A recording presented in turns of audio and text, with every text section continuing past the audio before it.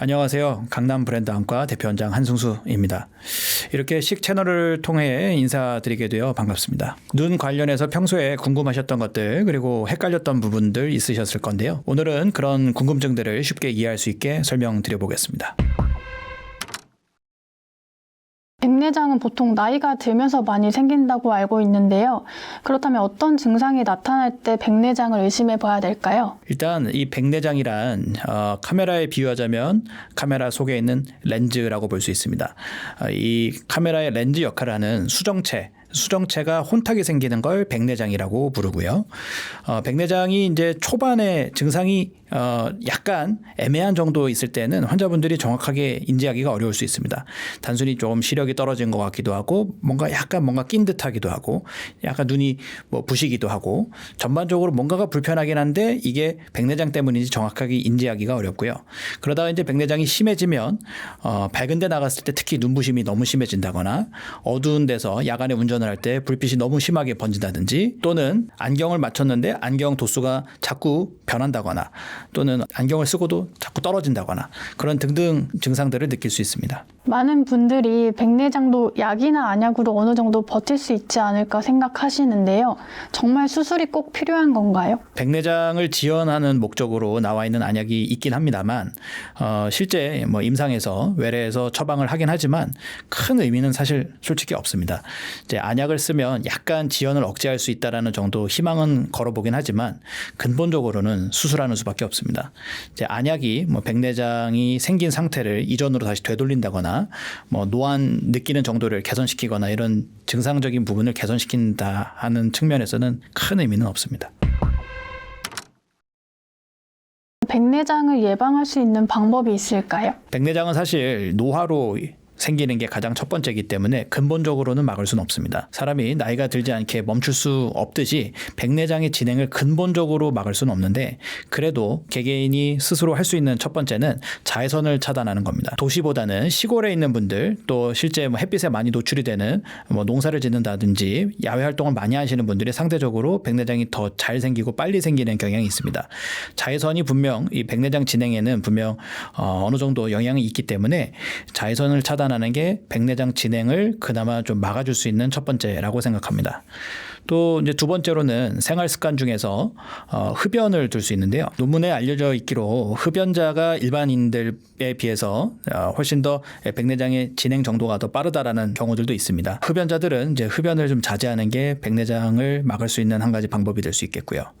또 이 우리 눈이 결국에는 몸에 달려 있는 기관이기 때문에 전신 질환, 예를 들자면 당뇨나 혈압이나 이런 전신 질환을 잘 조절하는 것, 예를 들자면 이제 식습관이나 운동이나 이런 부분들을 잘 신경을 써준다면 몸의 컨디션이 잘 유지되고 건강하듯이 우리 눈 건강도 노화를 근본적으로 막을 수는 없지만 노화 속도를 좀 늦출 수 있다라고는 생각합니다. 백내장 수술을 앞두고 있다면 의사에게 반드시 확인해야 할 질문들은 어떤 것들이 있나요? 백내장 수술에 있어서 일단 단순히 백내장만 중요한 부분이 아니고요. 백내장 수술에 앞서서는 눈의 전반적인 상태를 확인을 해봐야 됩니다. 우리 눈의 제일 가장 앞쪽부터 해서 각막이라고 하는 보통 까만 동자라고 부르죠. 각막 또 눈 안쪽에 카메라 역할하는 망막 그다음에 그 외에 시신경이나 전반적인 눈의 상태를 확인해 보고 다른 이상이 있는지를 우선 확인을 해봐야 됩니다. 결국에는 이 내가 불편하고 시력이 떨어진 원인이 백내장 때문인지 또는 다른 원인이 동반되어 있는지를 확인을 해야 되고요. 그거를 이제 의사에게 질문을 던지면서 다른 이상은 없는지 눈 상태는 수술받기에 적합한지 수술을 하면 시력이 어느 정도 좋아질 수 있는지에 대해서 전반적인 눈 컨디션을 같이 확인해 볼 필요가 있습니다. 그 다음에 이제 백내장 외에 다른 문제가 특별히 없다라고 확인을 했다면 백내장 수술을 이제 결정하는 부분에 있어서 요즘은 예전 같지 않습니다. 예전에는 백내장을 단순히 제거하는 정도로 바라봤다면 백내장을 제거한 이후에 어떻게 볼 것인지, 예를 들면 젊은 사람들이 라식 수술하고 안경을 벗듯이 백내장 수술을 통해서 백내장을 제거하는 건 당연한 거고 그 외에 추가적으로 도수를 잘 교정을 해줌으로써 멀리 가까이를 다 두루두루 보고 싶은지 또는 특정 원거리나 또는 근거리 멀리 가까이 내가 특별히 좀 잘 보고 싶은 부분들이 있는지 이런 부분들을 확인해서 렌즈 종류를 선택을 해야 됩니다. 렌즈 종류는 이제 여러 가지 측면에서 바라볼 수 있는데 일단 우선 크게 초점이 하나인 렌즈와 초점이 여러 개인 다초점 렌즈 이게 두 개로 나눠 볼 수 있습니다. 이제 단초점 렌즈라 하면 이제 멀리 또는 가까이 뭐 경우에 따라서는 중간 거리, 특정 거리에 초점을 맞추고 나머지는 안경을 착용하는 방법으로 생각하시면 되고요. 일반적으로 동네 안과에서 많이들 하는 수술은 이 단초점 수술이라 보시면 됩니다. 예전부터 단초점 렌즈를 계속 사용해 왔는데 단초점 렌즈가 갖고 있는 장점이라면 일단 선명도 면에서 가장 우수하고요. 또 눈에 어떤 다른 이상이 있을 때, 질환이 있을 때 그런 부분에 대한 영향을 덜 받는 장점이 있습니다. 하지만 단점이라면 안경에 대한 의존도나 돋보기에 대한 의존도가 어쩔 수 없이 따라오기 때문에 만약에 내가 안경이나 돋보기를 쓰지 않고 두루두루 다 보고 싶다면 단초점보다는 다초점이 더 맞는 선택이 될 수 있겠습니다. 이제 또 다초점은 두루두루 다 보는 거는 좋지만 대신 단점이라면 상의 선명도나 야간의 빛번짐이라는 어느 정도 좀 단점이 따라올 수밖에 없습니다. 현재까지로는 다초점 렌즈가 완벽하지는 못하기 때문에 이 다초점 렌즈가 생활의 편리성에서는 분명 좋지만 대신 상의 선명도나 기타 눈의 어떤 녹내장이나 황반 변성이나 등등의 어떤 질환이 있을 때는 다초점 렌즈가 오히려 단초점의 렌즈에 비해서는 성능이 떨어질 수도 있습니다. 또 이제 좀 더 디테일하게 깊게 들어가자면은 도수를 교정하는 데 있어서 난시가 있느냐 없느냐에 따라서 난시 교정을 함께 인공 수정체로 함께 해주는 토릭이라는 난시 교정용 수정체를 사용할 수도 있고 그렇지 않을 수도 있습니다.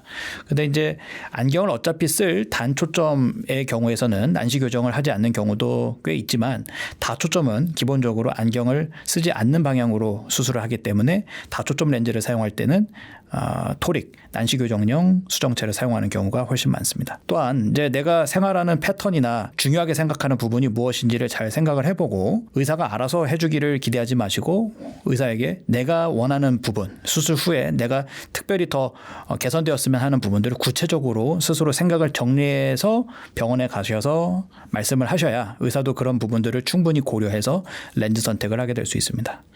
간혹 이제 일부 병원에서는 인공수정체, 백내장을 제거하고 그 자리에 넣어주는 이 인공수정체의 종류가 제한적으로 이 종류가 선택이 다양하지 않은 경우도 있을 수 있습니다. 뭐 솔직히 말씀드리자면은 그런 경우보다는 이제 다양한 인공수정체를 사용할 수 있는 내 눈에 적용할 수 있는 병원에서 선택의 폭을 넓혀서 수술하시는 게 조금이라도 더 만족스러운 결과를 낼 수 있으리라 생각합니다. 그렇다면 백내장 수술 후에는 특히 조심해야 할 행동이나 생활 습관에는 어떤 것들이 있나요? 이 백내장 수술은 상당히 회복이 빠른 편입니다.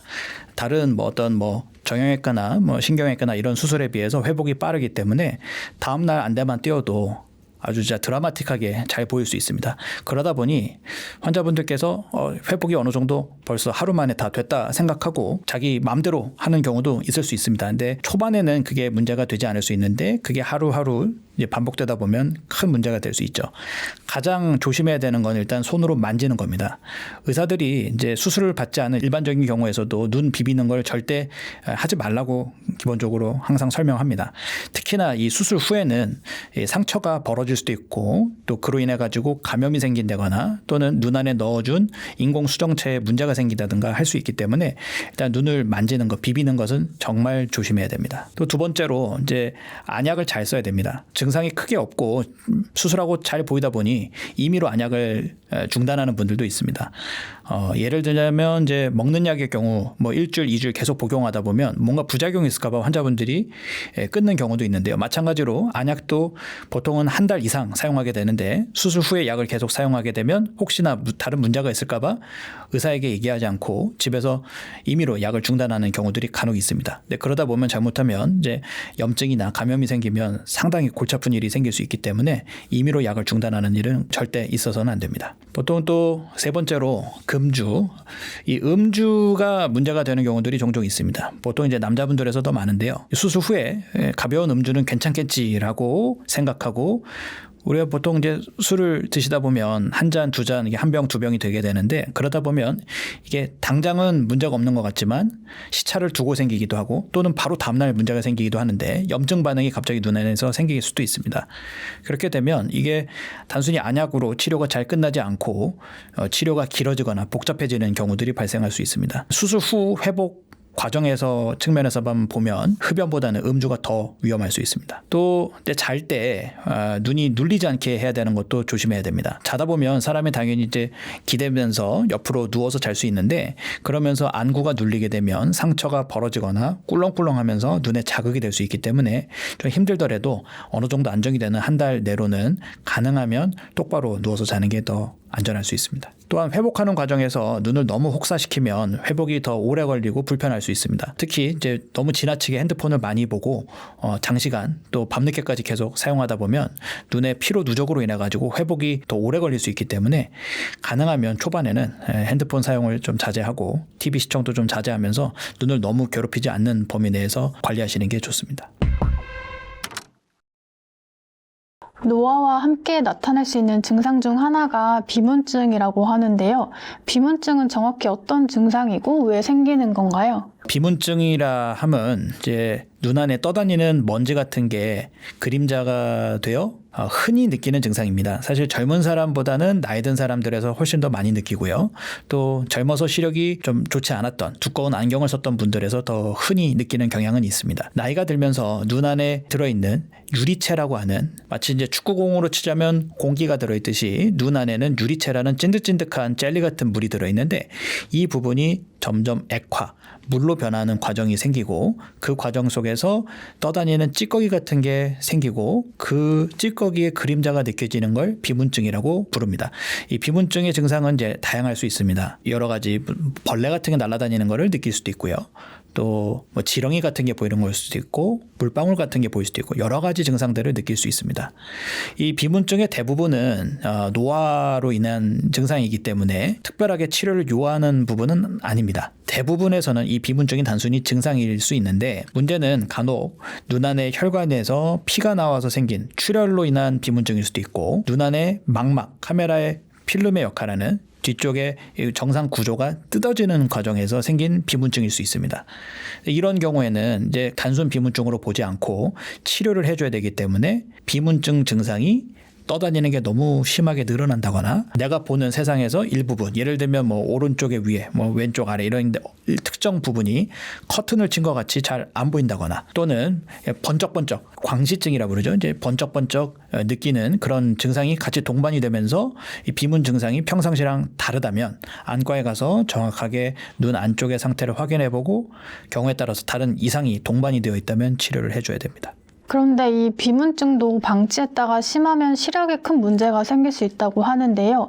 어떤 경우를 특히 조심해야 하나요? 그러니까 일반적으로는 비문증은 그냥 단순 증상인 경우가 대부분입니다. 비문 증상을 느껴서 내원하는 환자분의 열의 9, 거의 뭐 100의 99는 그냥 단순 증상만 느끼는 거지 치료를 요하지 않습니다.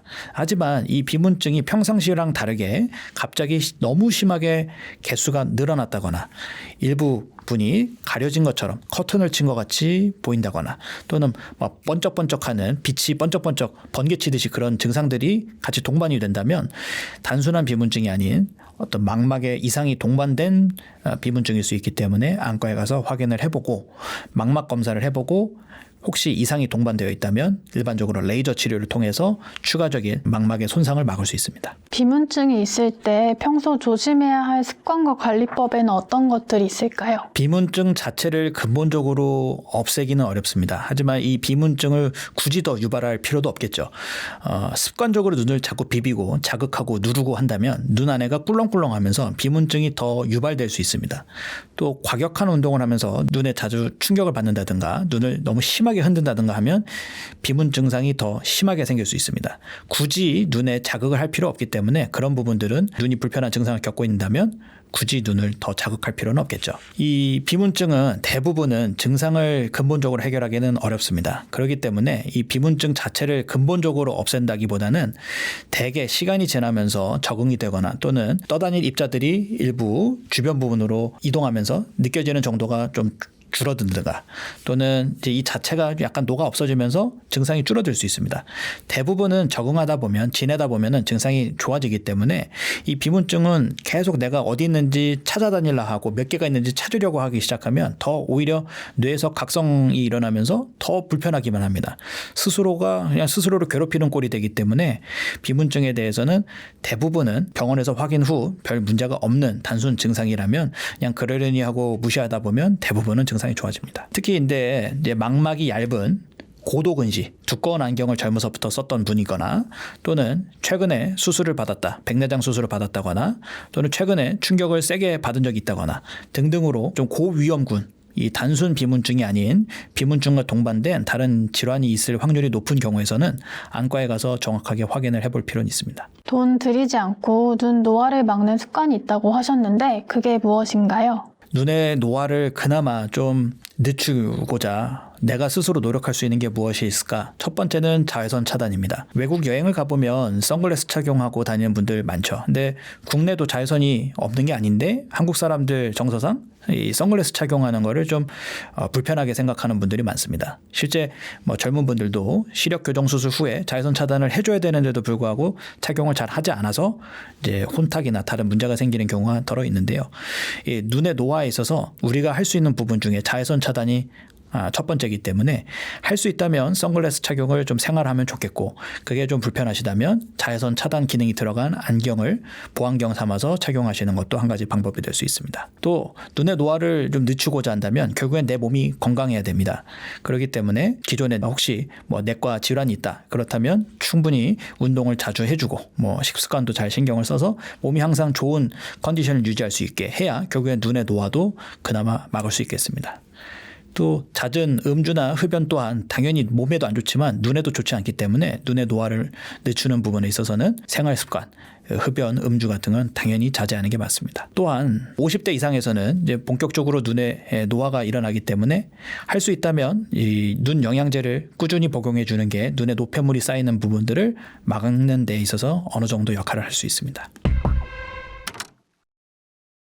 스마트폰을 오래 보면 사시가 생길 수도 있다는 말도 있는데요. 실제로 그런 경우가 있을까요? 일반적으로 적당히 핸드폰 보면 사시까지, 그러니까 사시라고 하면 보통 눈이 이렇게 돌아가는 거죠. 사시가 생길 정도까지 보는 경우 흔치 않습니다만 실제 그래도 보고되는 부분들을 보면 급성 후천성 내사시라 해서 너무 장시간 근거리로 핸드폰을 오래 보다 보니까 이 눈 근육들이 정렬이 흐트러지면서 눈이 안쪽으로 몰리는 경우들이 실제 있습니다. 그런 게 학술적으로도 논문에 보고되고 있고요. 핸드폰을 적당히 본다면 사실 문제되지는 않겠습니다만 너무 장시간 지나치게 가까이서 오래 본다면 눈 근육들이 이 정렬하는 부분에서 이게 균형이 깨지면서 사시까지 생길 수 있고요. 특히 아직 성장하고 있는 어린이나 청소년에서는 그 가능성이 더 올라가기 때문에 적절하게 시간을 사용해서 핸드폰 사용을 하고 쉴 때는 충분히 쉬어줘야 됩니다.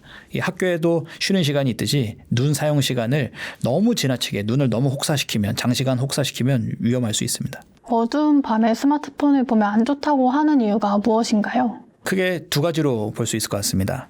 일단은 이제 성장하고 있는 어린이라면 어두운 곳에서 핸드폰을 볼 때 이게 시력 저하, 도수가 늘어나고 시력이 떨어지는 부분이 발생할 수 있습니다. 그래서 다들 이제 어두운 데서 보지 말라고 어른들이 얘기하는 게 다 근거가 없는 얘기는 아닙니다. 시력이 떨어질 수 있기 때문에가 첫 번째가 되겠고요. 또 한 가지는 이 장시간 불 꺼놓고 핸드폰 오래 보다 보면 이게 결국에는 이 눈을 통해서 자극이 되고 결국엔 이게 각성이 돼서 수면에 방해를 할 수밖에 없습니다.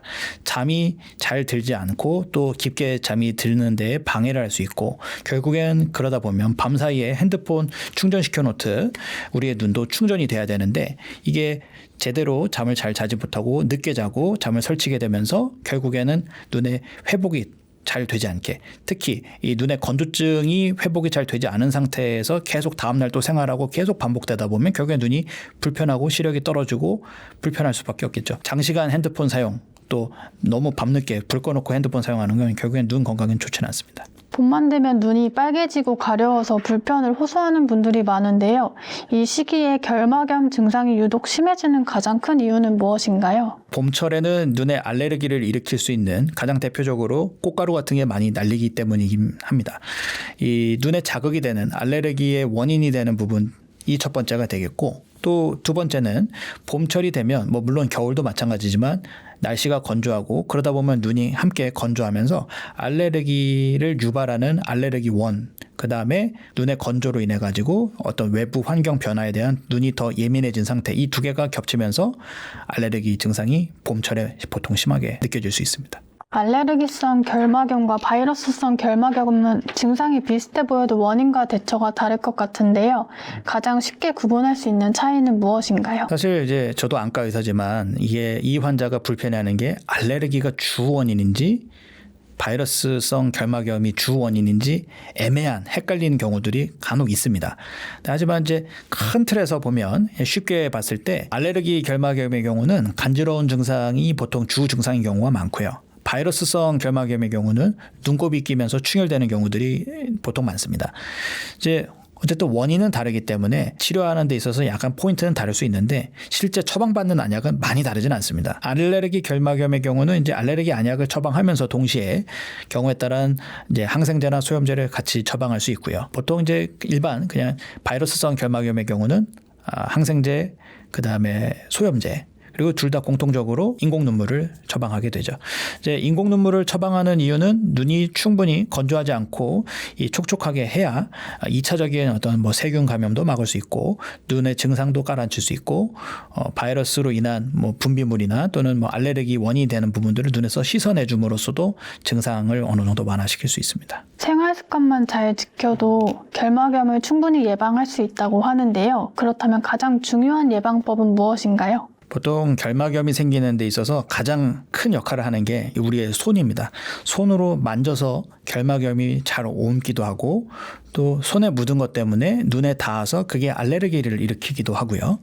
결국에는 손을 잘 씻고 눈을 손으로 만지지 않는 게 이 알레르기든 바이러스성이든 결막염을 막을 수 있는 데 있어서 가장 큰 역할을 할 수 있습니다. 또 눈이 평상시에 좀 잘 컨디션이 유지가 될 수 있도록 인공 눈물을 충분히 평상시에 잘 넣어준다면 상대적으로 이런 결막염이 생기더라도 증상을 상대적으로 좀 덜 심하게 겪을 확률이 높고요. 알레르기의 경우는 결국에는 내 몸이 그 알레르기를 일으키는 원인과 안 맞는 거기 때문에 이 알레르기를 일으키는 경우에 따라서는 내가 예를 들면 꽃가루든지 털이든지 어떤 특정 알레르기가 나한테 있다라는 걸 안다면 그 알레르기 원인이 되는 걸 피하는 게 가장 또 중요한 부분일 수 있겠습니다. 괜히 알레르기에 노출돼 가지고 안약으로 그걸 치료하기보다는 근본적으로는 알레르기가 될 수 있는 원인이 될 수 있는 부분에 있어서는 가능하면 내가 그런 환경에 노출시키지 않는 게 더 좋겠죠. 작년에 이제 근거리, 중거리, 원거리까지 두루 커버하는 신형 다초점 렌즈가 출시되면서 관심이 되게 커졌는데요.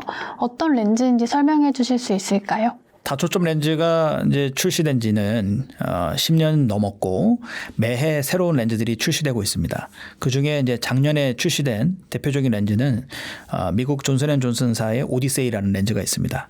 또 가장 최근에는 미국 알콘사의 클라레온 페놉틱스 프로라는 렌즈가 또 출시되었습니다.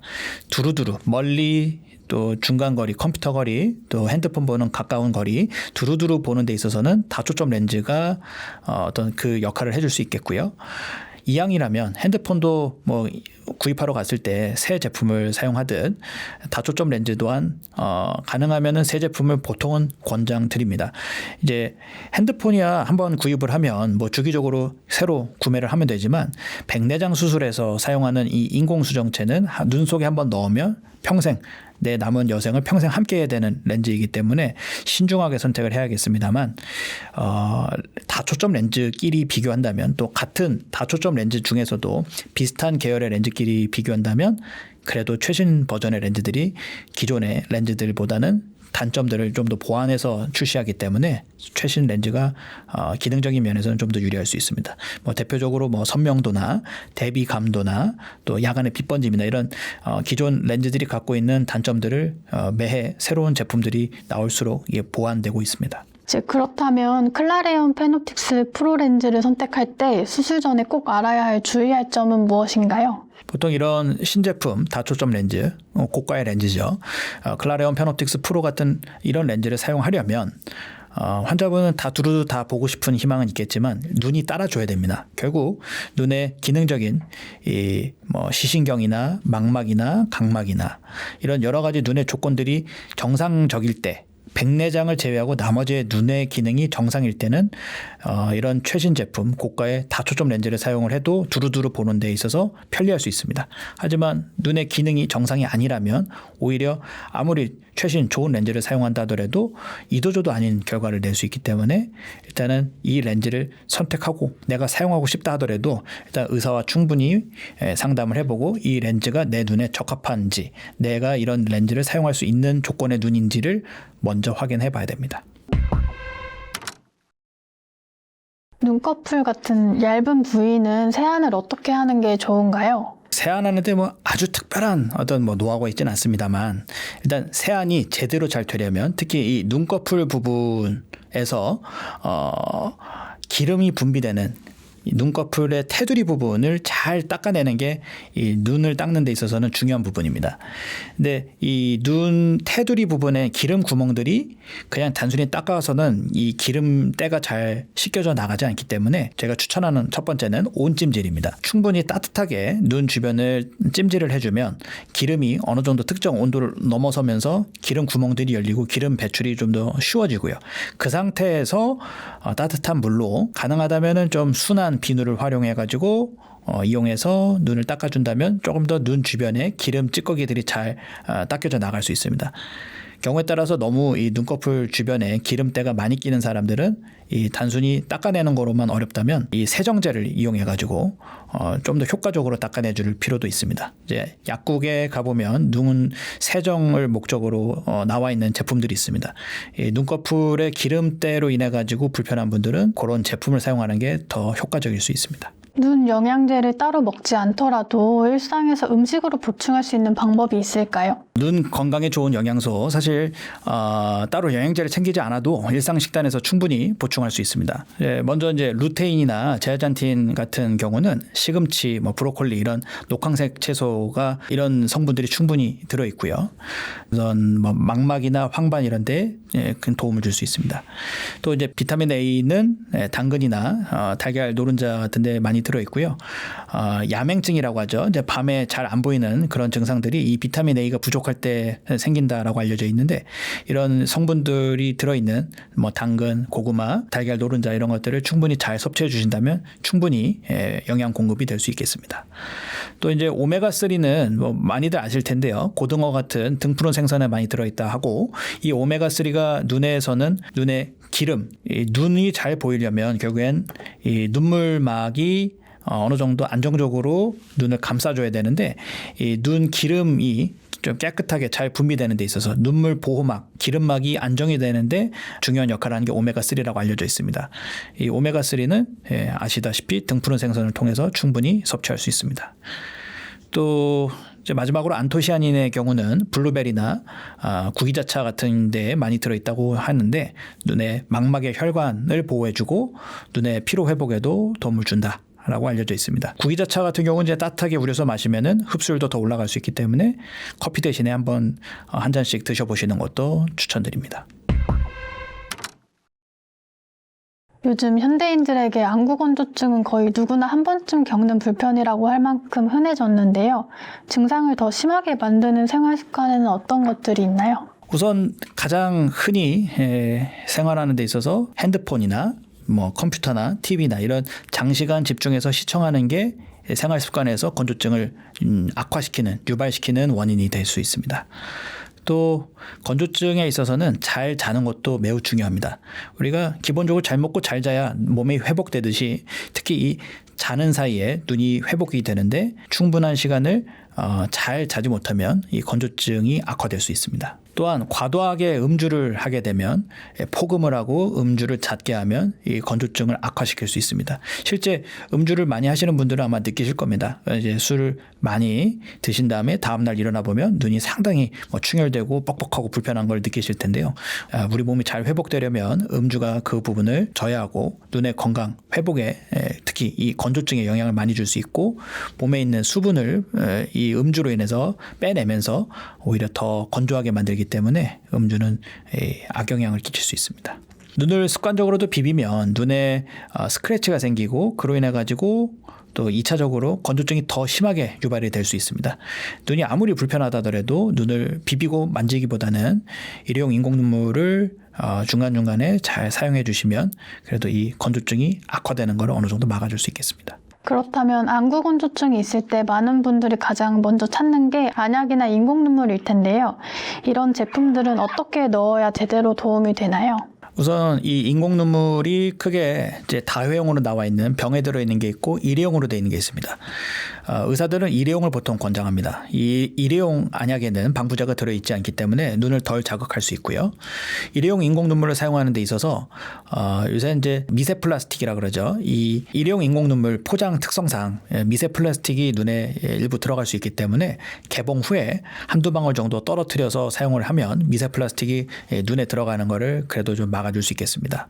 또 안약을 사용하는 데 있어서 너무 가까이서 사용하면 눈을 잘못하면 찌르거나 또는 2차적으로 눈에 괜히 감염을 더 시킬 수 있기 때문에 사실 조준하는 게 어렵긴 하지만 인공 눈물은 가능하다면 눈에서 어느 정도 거리를 띄워서 떨어뜨리는 게 좋습니다. 또 눈에 가려움증이나 기타 불편한 증상이 있다면 인공 눈물을 냉장고에 넣어놨다가 시원하게 해서 사용하면은 추가적으로 좀 더 불편함을 더 가라앉히는 데 도움이 될 수도 있습니다.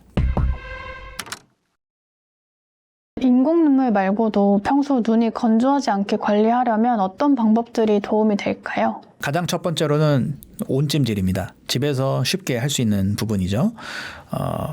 다른 배나 어디 아플 때 사용하는 찜질팩이나 또는 일회용으로 되어 있는 다이소나 이런 데서 판매하는 눈 찜질하는 걸 구입해서 하루에 한 5분에서 10분 정도 따뜻하게 찜질을 해주시면 눈에 기름때가 분비가 잘 되고 그로 인해서 눈물막이 좀 더 안정이 잘 될 수 있고 그렇게 되면 당연히 건조증 부분이 완화될 수 있겠죠. 온찜질을 잘 해주고 거기에 추가적으로 잘 닦아주면 우리가 얼굴을 닦을 때 집에서 자기 전에 세수를 할 때 그냥 얼굴을 그냥 단순히 막 닦는 게 아니고 눈꺼풀 부분도 살살살 마사지 하듯이 무리하지 않는 범위 내에서 가볍게 마사지 하듯이 닦아주면 눈에 있는 찌꺼기들이 더 배출이 잘 될 수 있습니다. 근데 이게 단순히 그냥 닦아만 내면 한계가 있으니 온찜질을 해서 기름때가 더 배출이 잘 될 수 있게 해주고 그 다음에 효과적으로 닦아주시면 더 좋겠죠. 안구 건조증 측면에서는 차갑게 하는 냉찜질은 좋지 않을 수 있습니다. 그러니까 만약에 가렵다, 내가 알레르기 증상이 너무 심하다, 그럴 때는 냉찜질이 맞습니다. 하지만 건조증 측면에서는 온찜질이 맞습니다. 차갑게 해주면 오히려 기름 구멍들이 다 막히면서 오히려 더 건조증이 유발될 수 있으니 내 증상에 따라 알레르기에 관계된 가려운 증상이 주 증상이라면 냉찜질을 할 수 있지만 건조증 측면에서는 온찜질을 해주시는 게 맞고요. 또 이 냉난방을 너무 지나치게 한다면 이 건조증을 더 심하게 유발할 수 있기 때문에 눈에 직접적으로 바람이 쐬이지 않게 주의할 필요도 있고 지나친 냉난방은 피하시는 게 좋습니다. 또 카페인 섭취를 너무 지나치게 많이 한다면 그 자체가 안구 건조증을 유발한다라는 그런 결과들이 있기 때문에 어느 정도의 카페인 섭취는 할 수 있겠습니다만 너무 지나친 카페인 섭취는 피하시는 게 좋습니다. 오늘 눈 건강에 대해 여러 가지 말씀드렸는데요. 한 가지만 꼭 기억해 주셨으면 합니다. 이 눈 건강은 한번 나빠지면 되돌리기가 정말 어렵습니다.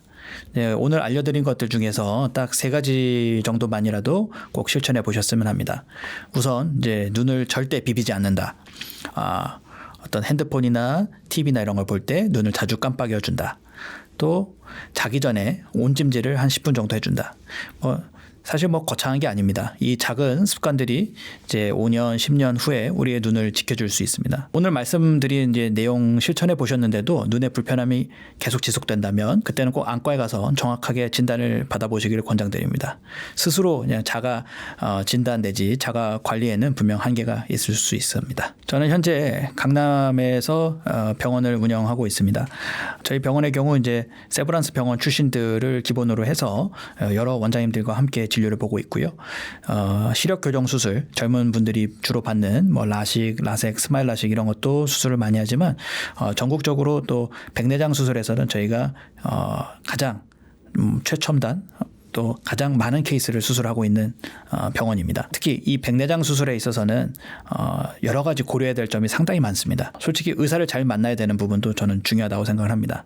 경험이 단순히 많은 것뿐만 아니라 환자분이 어떤 걸 원하는지 환자분의 어떤 니즈를 잘 파악을 하고 눈 상태를 잘 확인을 해서 적절한 수술을 해줘야 되는데 이 백내장 수술이 예전같이 그냥 단순히 백내장만 제거하는 수술이 아니기 때문에 여러 가지 고려할 사항들도 많고 또 그런 부분들을 실제 반영해 줄 수 있는 여건이 되는 병원에서 진료를 보시고 수술을 받으시는 게 환자분 입장에서 참 중요한 부분이라 생각을 합니다. 저희가 그런 부분에 있어서는 다른 어떤 병원보다 좀 더 앞서 나가는 가장 이끌어 나가고 있는 병원이기 때문에 한번 저희 병원 혹시 시간 되신다면 한번 내원해서 눈에 대한 전반적인 검사 한번 받아보셨으면 좋겠습니다.